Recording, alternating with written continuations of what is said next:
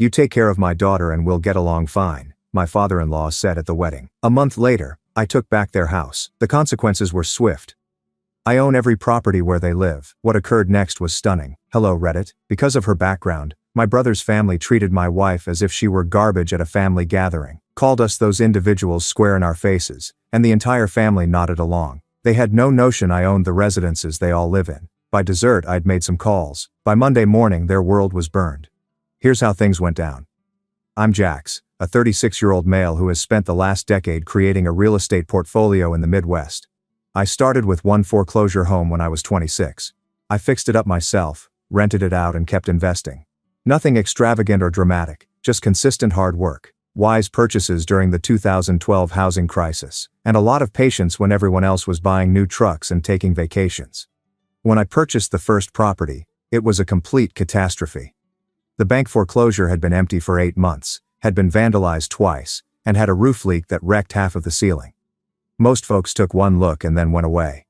I spotted an opportunity and spent 6 months performing the work myself, ripping out rotting drywall, rebuilding the roof, updating the electrical, and refinishing the hardwood floors that were concealed behind nasty carpet. I learned everything from YouTube videos and advice from the folks at the hardware shop. I made plenty of mistakes. I once wired an outlet backward and almost ignited a fire. Another time, I built a toilet that leaked for 3 days before I realized what had gone wrong. But each error taught me something, and by the time I was done, that house looked nicer than half the neighborhood. We rented it out for $900 per month, which felt like a fortune at the time. I used the rental revenue and my day job earnings to save for the next home. I lived in a studio apartment that cost $400 per month. Drove a 15-year-old automobile. Ate a lot of rice and chicken. My coworkers thought I was crazy for not improving my lifestyle, but I had a plan. Everything changed with the crash in 2012. Banks were desperate to sell foreclosed properties. I'd saved around $45,000 by that point, and it suddenly bought a lot more than it would have a few years ago. I bought 3 properties in 20 months. All of them were foreclosures and needed work. I spent my weekends and evenings fixing them up, learning plumbing, HVAC, and basic carpentry. By the time I was 32, I had 10 properties. By 34, I'd reached 15. Now at the age of 36, I own 18 homes that generate approximately $24,000 in monthly rent. After mortgages, insurance, taxes, maintenance, and unforeseen repairs, I earn approximately $9,000 per month in passive income. With my day job managing logistics for a manufacturing company, I'm doing more than fine. Now I own 18 rental properties in 3 counties, including single-family homes, duplexes, and a small apartment building. Total worth is around $3.5 million, with approximately $1.2 million in equity after mortgages. I'm not rich by any means, but I'm comfortable enough that I don't have to worry about bills and can take my wife out to dinner without first checking my account. The labor is not glamorous. Dealing with damaged water heaters at 2 a.m. Tenants who believe rent is optional. City inspectors who are delighted about discovering code infractions from 1987. But it is mine. I built it, and it pays my bills while also offering me independence. Most people with normal employment will never have. My wife Ella is originally from the Philippines. I met her 6 years ago at a neighborhood function, thanks to a mutual friend. One of those volunteer opportunities where you can spend a Saturday painting a community center. She was up on a ladder, cutting in edges along the ceiling with the most steady hand I'd ever seen. Cracking jokes with the other volunteers while performing precision work that would have taken me 3 times as long. We started talking during the lunch break. She was humorous, smart, and had a way of pointing out foolishness without being nasty. When someone protested about having to be there on a Saturday, she simply smiled and responded, "Well, nobody forced you to volunteer for voluntary work." The man quickly shut up. I asked her out the same day. We went for coffee and talked for 4 hours, and I realized she was unlike anyone I'd ever dated before. She had goals, a strong work ethic, and no tolerance for drama. She'd tell you precisely what she thought, but she'd do it in a way that made you feel safe rather than attacked. That is a rare skill. She is a registered nurse at County General and works night shifts in the ICU, dealing with urgent cases that most people cannot handle psychologically or emotionally. I've heard her stories about coding patients at 3 a.m. and dealing with families that believe that screaming at medical staff can speed up the healing process for their loved ones. Making split-second decisions that impact someone's life or death. The woman has the most patience and grace under pressure of anyone I've ever met. We were married 3 years ago. A small ceremony was held at a park pavilion, with approximately 50 people in attendance. Her family had flown in from Manila. Parents, 2 siblings, 1 aunt, and 3 cousins. They were friendly and inviting from the start, treating me like family despite the fact that they knew little about me. Her father approached me at the reception and said, "You take care of my daughter, and we'll get along fine." Simple, direct, no drama. My relatives arrived but made things awkward by asking hard questions about green cards and work visas. During the reception, my aunt asked Ella in front of everyone how long she had been in our country and if she was here legally. Ella handled the situation with more grace than they deserved, smiling and gently explaining that she had been a citizen for years. Meanwhile, I calculated how much force I could apply to physically remove my aunt from the arena without causing a disturbance. The hardest thing was my mom approaching me before the ceremony and asking if I was certain about this. Not in a sympathetic mother concerned for her son's sense, but in a, "Are you sure you want to marry one of them" way. She didn't say it directly, but the connotation was clear enough for Ella to notice. My brother Nathan is 3 years older, works in middle management at a manufacturing facility, and has spent his entire adult life convinced that he is brighter than everyone else, despite evidence to the contrary. He has opinions on everything, including politics, economics, parenting, and proper lawn management, and will share them whether you ask or not. Rachel, his wife, is cut from the same fabric. Stay-at-home mom who views it as a professional accomplishment, continually commenting on social media about the most difficult job in the world while her mother looks after the kids 3 days a week. She has a condescending attitude about people who work in the service industry, which is odd given that she was a waitress when Nathan met her. They have 3 children, Lily, 16, Max, 14, and little Raina, 9. Lily is the one who initiated this whole situation, but we'll get to that. My folks are what you'd call Midwest conventional, which means they're quietly racist while claiming not to be. They would never say anything explicitly offensive. Despite the fact that Ella is from Manila, people ask her where she is from approximately twice a year. They laud her English, as if it were astonishing that she could articulate entire phrases. Dad once told me I was brave for marrying someone from a different culture, as if I had adopted a rescue dog rather than married a fully functional adult female. Family dynamics have always been tense but managed. Sunday meals at my parents' house, awkward small conversation, me holding my tongue when someone said something stupid. Then coming home and venting to Ella, who'd simply shrug and say she'd dealt with worse at the hospital. Here's what made things even more complex. I own residences where various family members live. My parents' home, which I purchased for them 5 years ago when they were facing foreclosure due to Dad's mounting medical expenditures from his heart surgery. I paid $140,000 cash, recorded the deed in my name, and allowed them to live there rent-free. They believe they still possess it since I never corrected this presumption. It seemed easier than dealing with the pride issues. Nathan and Rachel's residence. In 2019, I purchased it as an investment property, a great 4-bedroom in a decent school area. They were renting from a landlord who was selling, so I bought it and allowed them to continue paying the same rate. $1,500 per month for a home that should rent for $2,400. Family discount.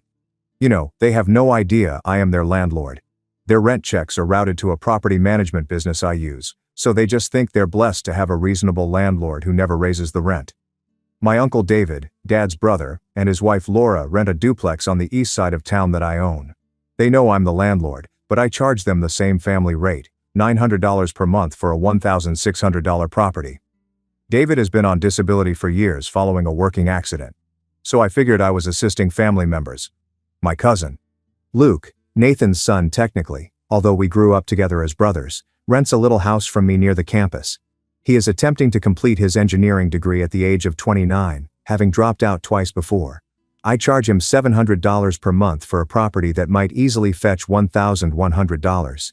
He knows I own it, and he's always paid on time and kept the apartment in good condition. So, essentially, I'm supporting half of my family's housing expenditures, and the majority of them are unaware of it. I never brought it up since it sounded awkward, and I didn't need the attention. It was great to help out family members who were hurting. This was before the dinner last month. My mother called and said we were having a huge family supper at her house. Nathan's birthday was approaching, and she wanted everyone together. I nearly said no. These things are typically uncomfortable. But Ella urged we attend because family is essential, and maybe things will be better this time. Spoiler alert, things did not improve this time. We arrived around 6 p.m. We'll bring them a lovely bottle of grape juice because we don't drink, as well as homemade cake. Ella spent 3 hours decorating. Chocolate cake with buttercream icing, piped roses around the edges, and "Happy Birthday, Nathan," written in flawless script across the top. The woman went above and beyond to win over those who had already determined they didn't like her. I had seen her in our kitchen that afternoon, painstakingly measuring materials, testing the frosting consistency, and recreating one of the flowers 3 times since it wasn't perfect enough. When I asked why she was going to so much bother for people who hardly noticed her existence, she merely shrugged and said, maybe this time would be different. Maybe if she tried hard enough, they'd finally see her as family. I didn't have the courage to tell her I had given up hope years ago. The first indicator of trouble was when we stepped in and found Lily seated in the living room with 2 of her pals.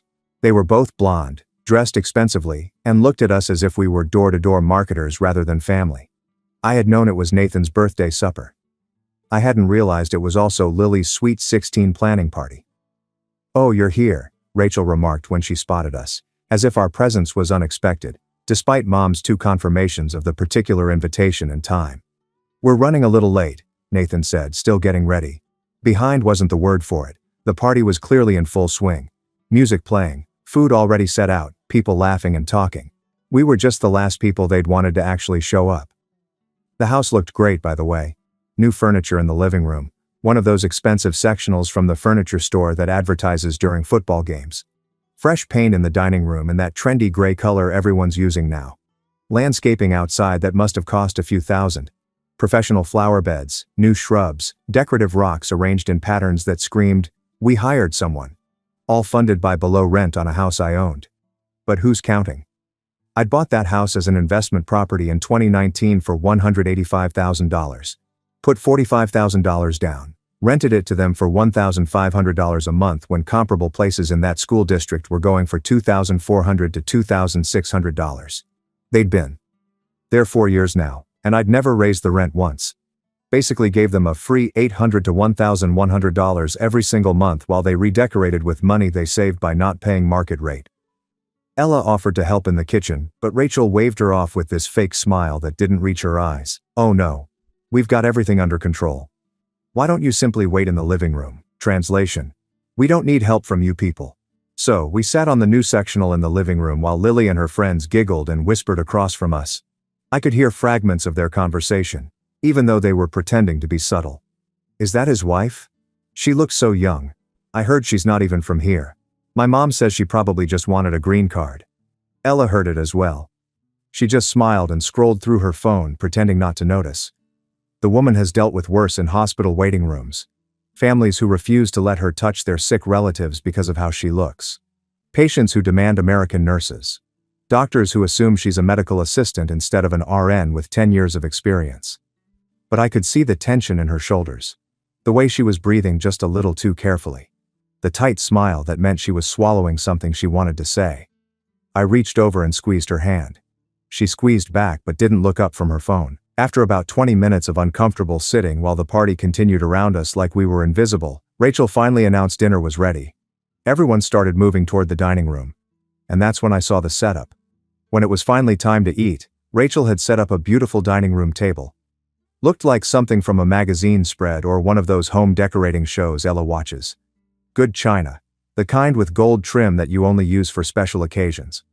Cloth napkins folded into shapes that probably had names. Centerpiece with fresh flowers that definitely came from an actual florist, not the grocery store. She'd gone all out. There were name cards at each seat. Fancy calligraphy name cards and little silver holders. Everyone else was at the main dining table. Mom and Dad at the heads. Nathan and Rachel in the places of honor as birthday boy and hostess. Max and Raina on one side, Uncle David and Aunt Laura across from them. Luke next to some of Rachel's relatives I'd never met. Some of Lily's friends were even seated at the main table, probably 15 people total, all seated in the formal dining room with the good china and the flowers and the cloth napkins. Ella and I had name cards too at a small folding table, the kind you get at a hardware store for $10. In the hallway next to the coat closet and the bathroom. Close enough to hear the conversation, but far enough away to make it clear we weren't part of it. I stood there staring at this setup, thinking I'd misunderstood something. Maybe the main table was genuinely full, and this was the overflow seating. But no, There were 2 empty chairs at the main table, one on each side, and the folding table was clearly set up as an afterthought. One of those plastic numbers with the metal legs that wobbled on uneven ground. "What's this?" I asked Rachel, my voice low. "Oh, we ran out of room at the big table," she said breezily, not making eye contact. "But don't worry, you'll still be able to hear everything. We didn't want you to feel left out." Left out while literally leaving us out. Ella touched my arm gently. "It's fine," she said quietly in that voice she uses when something's very much not fine, but she's trying to keep the peace. "Let's just sit." But I was still processing the visual, still trying to make sense of how we'd gone from family members to hallway overflow seating. Everyone else at the nice table with the good china and cloth napkins and fresh flowers. Ella and I at a plastic folding table with paper plates and plastic forks like we were at a kid's birthday party at a park. My mom was already seated, carefully not looking in our direction. My dad was studying his water glass like it contained the meaning of life. Uncle David and Aunt Laura exchanged uncomfortable glances but said nothing. They knew something was wrong but weren't going to risk making waves.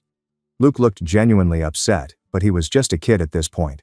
No power to change the seating arrangement his aunt had orchestrated. That's when Lily decided to add her contribution to the evening. "We don't really sit with you people anyway," she said loud enough for everyone to hear. She was looking directly at Ella when she said it. The room went silent. One of those heavy silences where everyone suddenly becomes very interested in their napkins. I waited for someone to say something to correct her, to tell a 16-year-old that you don't talk to people like that. Nathan cleared his throat. "Lily. That's not. I mean, what she says is what she says." Rachel jumped in, smiling in a way that didn't reach her eyes. "Is that the main table for the core family? Do you understand?" Ella squeezed my hand under the table. "That's messed up," he muttered, but not loudly enough to challenge anyone. My mother was studying her plate as if it contained the secrets of the universe, and my father was suddenly very focused on cutting his bread roll. Uncle David and Aunt Laura exchanged uncomfortable glances but said nothing, while Luke looked genuinely uncomfortable. "I need you to begin eviction proceedings for 3 properties. Yes, tonight. I'll send you the locations in a minute." The table had gone silent to dead quiet, and everyone was staring. No, there's nothing wrong with the properties. I'm just done providing family discounts to people who don't deserve it." I could see Nathan's face start to comprehend what was going on. He'd gone pale. The second call was to my real estate attorney, Henry, who left a voicemail because it was Sunday evening. "Hey, Henry, Jack's here.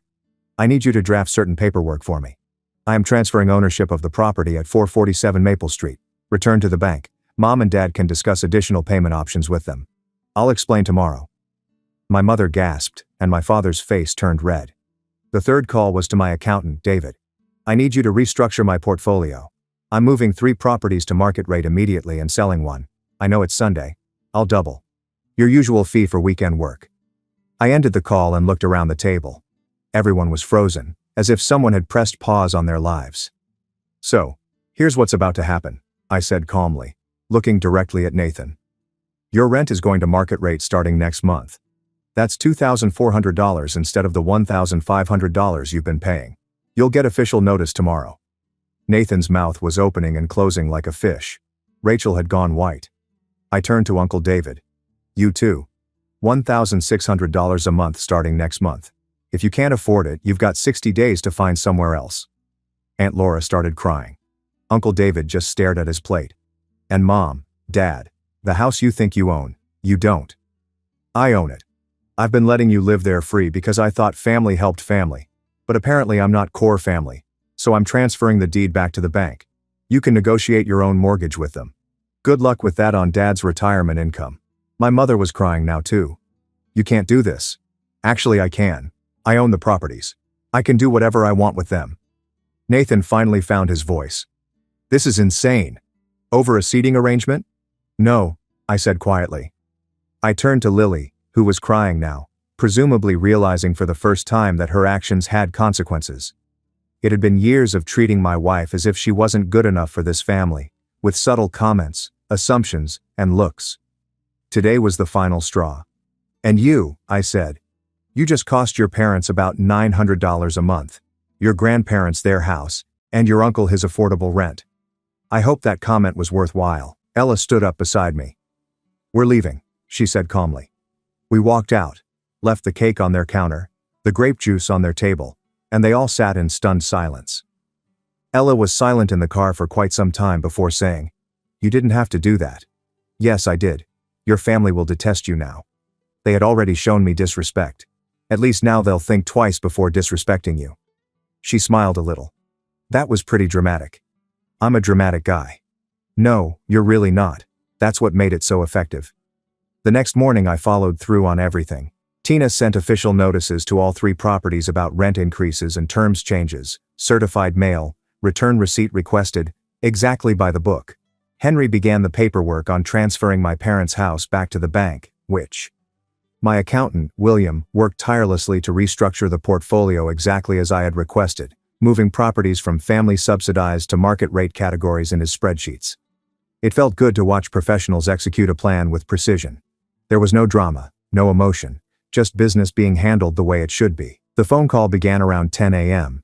Nathan was the first, and he was screaming, not just loudly, but at full volume, about how I was destroying his family for nothing, how I was being petty and vindictive, and how this was going to ruin everything they'd built. I let him vent for about 30 seconds while I sipped my coffee and checked my email, then calmly interrupted him. "Nathan, the market rate for your house is actually $2,600 per month, and I'm being generous by only charging $2,400. You're still getting a family discount, just a smaller one, and you can take it or leave it." He sputtered something about not being able to afford it, about having 3 kids and a mortgage. Except he didn't have a mortgage. He had a landlord, me, and the landlord was adjusting rent to reflect actual market conditions. He demanded, "Where else are we supposed to go?" "That's not my problem. You've got 30 days to decide. Pay the new rate or move out. Your choice." He accepted it, obviously. Where else was he going to find a 4-bedroom in that school district for that price? Comparable houses were renting for hundreds more, and he'd have to come up with security deposits and moving costs. He was trapped by his own financial mismanagement, and my generosity had been the only thing keeping him up. My mother called next, crying and saying I was breaking her heart, sobbing about how she never thought her own son would do this to his parents, about how disappointed my late grandmother would be, about how family was supposed to take care of family. I reminded her that she had watched her granddaughter insult my wife at a family dinner and said absolutely nothing, 0 words of correction, 0 acknowledgement that it was wrong, 0 defense of a daughter-in-law. "You heard it, Mom. You all heard it. You just didn't care enough to say anything." I hung up while she was mid-sob, and my father called an hour later, using the authoritative parent voice he'd used on me throughout my childhood. The stern, disappointed tone that used to make me want to fix whatever I'd done wrong and earn back his approval, told me I was being childish and needed to reconsider this rash decision, that we could sit down like adults and work something out that was fair to everyone. "I've already been fair, Dad. I've been more than fair for 5 years. You've lived rent-free in a home I purchased with my money, while Nathan paid half the market rate and Uncle David paid even less. The only thing that has changed is that you're all going to pay what everyone else pays." He tried to argue that family was different, that you don't treat family like business transactions, and that there should be some loyalty and consideration for the people who raised me. But I told him I'd had a lot of second thoughts. Specifically, I'd reconsidered subsidizing the housing of people who didn't respect my marriage. He had 2 options: work out a mortgage with the bank or find another place to live, and they weren't changing no matter how many guilt trips he tried. "You're making a huge mistake," he said, his voice hard. "The only mistake I made was thinking you'd ever see Ella as family." I hung up. Uncle David called around noon and was actually apologetic, which caught me off guard. He said he understood why I was angry, and that he had planned to say something at the dinner but didn't want to cause drama in front of everyone. David could afford it if he cut back on the toys he'd accumulated over the years. The boat he never used sat in his driveway under a tarp 11 months a year, the RV they'd taken on 2 trips in 5 years, and the motorcycle that mostly just leaked oil on the driveway. "I get it," he remarked gently. "We messed up. Kelly and I both noticed what was going on and should have spoken up." "Yes, you should have. For what it's worth, both of us like Ella. She's good folks." "Then maybe act like it next time." We finished the call on decent terms, but the rent hike stood. Luke called last and was surprisingly supportive. Said what happened at dinner was terrible, and he didn't blame me one bit for doing what I did. He'd been uncomfortable the whole time watching Ella and me get segregated to the hallway table. But he was just a cousin trying to finish school and didn't feel like he had the standing to call out his aunt and uncle. I told him his rent wasn't changing. He'd always been respectful and decent, paid on time, took care of the property, and never once made Ella feel unwelcome. I was happy to keep helping him finish his engineering degree with below-market rent because he'd earned it by being an actual decent human being. He actually offered to pay more. Said it didn't feel right getting special treatment when everyone else was losing it. "You're not getting special treatment," I told him. "You're getting rewarded for basic human decency. The fact that it appears unique says a lot about the rest of this family." He chuckled and said he'd keep his head down and complete school. I encouraged him to come over for dinner someday, and Ella would like cooking for someone who genuinely appreciated her. The family group chat exploded, so I muted it and didn't read anything. 3 days later, Rachel arrived to my office, clearly upset, makeup smudged, and looking nothing like her normal put-together self. "Can we talk?" she inquired. I allowed her in. She sat down and immediately began with the apologies. She was so sorry. They'd taught Lily better than that. It was just teenage attitude. They never intended for things to escalate this far. "Do you know how this will affect our finances?" she inquired. "We cannot afford an additional $900 each month. Nathan's job doesn't pay that much." I pointed out that they had just spent thousands of dollars redecorating a house they didn't own and planning a Sweet 16 party, indicating that they had some discretionary income. She started crying harder. "That was savings. We were saving for Lily's party. She'll only turn 16 once, and Ella will only be offended at family dinner once. Or at least she should be." Rachel tried a new approach. "What can we do to make this right?" "Lily will apologize. We all will.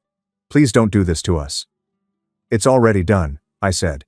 "Notices have been sent. The contracts have been updated. You can either pay the new rate or relocate. Where are we supposed to find an extra $900 per month?" "I'm not sure, Rachel. Perhaps Nathan may request a raise. Perhaps you could find a job. Maybe you could cut back on the redecorating and extravagant birthday parties. That's not my concern." She walked away crying. 2 weeks later, I received a letter from an attorney representing my parents, who were suing me for elder abuse and claiming I had promised them the house. When I showed the deed with my name on it and bank records showing I'd paid for it in full, the case was dismissed. Their attorney later apologized to me, saying he told my parents they didn't have a case, but they insisted on filing. Nathan and Rachel began paying the new rent, but they were clearly struggling. I heard through Luke that they had canceled Lily's Sweet 16 party and put the boat up for sale. Rachel got a part-time job at a medical office doing reception work. Uncle David and Aunt Laura paid the increased rent for 2 months, then moved to a cheaper duplex across town. I understood that they couldn't afford it on disability income, so I wrote them a nice. My parents had to work out a mortgage with the bank, but at current market rates instead of the sweetheart deal they would have gotten years ago when they actually owned the house. Their monthly payment nearly doubled, and Dad had to unretire and take a part-time job at a hardware store. The family stopped inviting us to events, which was exactly what I wanted. No more awkward dinners, no more subtle comments, no more pretending everything was fine. Luke still came over for dinner on occasion. He was a nice guy, and Ella loved him. He apologized about 10 times for not speaking up more forcefully at the dinner. I told him not to be concerned. He was just a renter trying to finish school. It was not his responsibility to monitor his aunt and uncle's behavior. About 3 months after the dinner incident, I received a text from Lily, who apologized profusely for being young, stupid, and influenced by her parents' attitudes. She had started volunteering at a community center with immigrant families and realized how ignorant she had been. I appreciated the apology, but I did not respond. Some lessons must be learned. 6 months later, Nathan called, not yelling this time, but humble, and said he wanted to apologize, that he'd been thinking about what happened and realized they'd been wrong. "I get it now," he said. "We treated Ella like garbage and you were right to be angry." I wasn't angry, so I corrected him. I was done. "Fair enough. Is there any way we can, I'm not sure, correct this? You can begin by showing my wife respect when you see her in public. You can stop forming assumptions about people based on where they come from. You can teach your children better. We're trying." Rachel has been working with Lily on cultural sensitivity issues. "Good. Is the rent ever going to go down?" "No," he sighed. "I figured, but I had to ask. We're no longer close. We are excluded from family functions, which is great with me. My parents and I share a friendly but distant relationship. We exchange Christmas cards. I make sure they're not literally homeless, but the warmth is gone.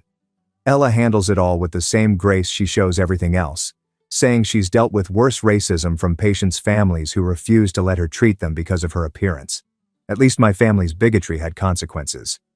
The real victory was seeing my wife realize she didn't have to tolerate disrespect just to keep peace with people who didn't respect her in the first place. She'd been trying to win over my family for 3 years, and in one dinner, she got permission to stop trying. We now spend holidays with her family, either flying to Manila or hosting them here. Ella suggested that we close on another rental property, a nice duplex near the university, and rent it to international students at reasonable rates. Her parents are warm, welcoming, and treat me as if I were their own son, despite our cultural differences. We're working with the International Student Office to make it happen, and my real estate portfolio is doing better than ever. It turns out that running a business based on actual market rates, rather than family favor pricing, is more profitable. Rachel occasionally posts passive-aggressive things about family loyalty and forgiveness on social media, which I muted, but Luke screenshots the good ones and sends them to me. We have a good laugh about it.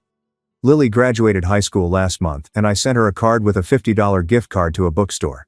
It was a small gesture, but it felt right. She's apparently going to community college and majoring in social work. Rachel complained about it in the family group chat, which I still have muted, but Luke keeps me updated. She wished Lily would do something more respectable, like business or nursing. Some people never learn. The lesson I took from all of this is that you can't buy respect with generosity. You can subsidize someone's housing costs, help them financially, go above and beyond to keep the peace, and they'll still treat you like garbage if they've decided you're not worth their respect. However, you can absolutely charge market rates to people who don't appreciate the discount. And that's almost as fulfilling as true respect. Ella is still a night shift ICU nurse, still saving lives and dealing with difficult people with more grace than they deserve, and I'm still buying, fixing up, and developing something that's truly and my family, they're still paying their rent on time because they know what happens when they don't. Some people called me petty, but I prefer to think of it as setting boundaries with financial consequences. You don't get to insult my wife and still benefit from my generosity. That's not how this works. The properties I own are doing well, and the tenants who respect the arrangement are treated fairly. And the ones who learned the hard way are still learning, and Ella and I are building a life surrounded by people who actually value us. Her family, our friends, the international students who are grateful for a landlord who treats them fairly rather than exploiting their vulnerability. That's more valuable than any family dinner at the core family table. My father called last week and asked if we might consider coming to Nathan's birthday dinner next month. He said they'd really like to have us there, that it wouldn't be the same without us. I asked if Ella would be seated at the main table. Of course, he finally said. I'll think about it, I told him. I probably won't go. Some bridges are best left burning, but it was great to be asked properly.